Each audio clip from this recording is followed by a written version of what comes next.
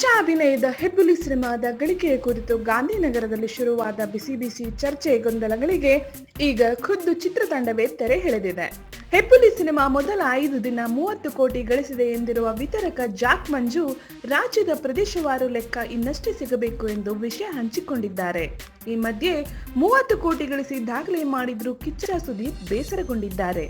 But ಅವರು ಆಕ್ರೋಶಗೊಂಡಿದ್ದು ಕೇಳಿದ್ರೆ ನಿಜಕ್ಕೂ ಅಭಿಮಾನಿಗಳಿಗೆ ಖುಷಿ ಆಗೋದ್ರಲ್ಲಿ ಅನುಮಾನನೇ ಇಲ್ಲ. ಸಿನಿಮಾದ ಕಲೆಕ್ಷನ್ ವಿಚಾರವನ್ನ ಬಹಿರಂಗಪಡಿಸುವ ಕುರಿತು ಮಾತಾಡಿದ ಸುದೀಪ್, ಕಲೆಕ್ಷನ್ ಪ್ರಚಾರ ಮಾಡೋದು ನಾವು ಎಲ್ಲರಿಗಿಂತ ಮುಂದಿದ್ದೇವೆ ಅಂತ ತೋರಿಸೋಕೆ ಮತ್ತು ಈ ವಾರ ಗಳಿಕೆಯಲ್ಲಿ ನಾವು ಮುಂದಿದ್ರೆ ಮುಂದಿನ ವಾರ ಬೇರೆಯವರು ಮುಂದಿರ್ತಾರೆ. ಹಾಗೆ ಸಿನಿಮಾ ಅನ್ನೋದು ಮನರಂಜನೆ ಎಂದು ತಮ್ಮ ಬೇಸರ ವ್ಯಕ್ತಪಡಿಸಿದ್ದಾರೆ. ಅಂತೂ ಕಿಚ್ಚ ಸುದೀಪ್ ತಮ್ಮ ಹೆಬ್ಬುಲಿ ಸಿನಿಮಾ ಗೆದ್ದ ಖುಷಿಯಲ್ಲೂ ಕೆಲವರಿಗೆ ನಯವಾಗಿಯೇ ಟಾಂಗ್ ಕೊಟ್ಟಿದ್ದಾರೆ. ಹೆಚ್ಚಿನ ಸಿನಿಮಾ ಮಾಹಿತಿಗಳಿಗಾಗಿ ಸಿನಿ ಸರ್ಕಲ್ನ ಸಬ್ಸ್ಕ್ರೈಬ್ ಮಾಡಿ. Thank you.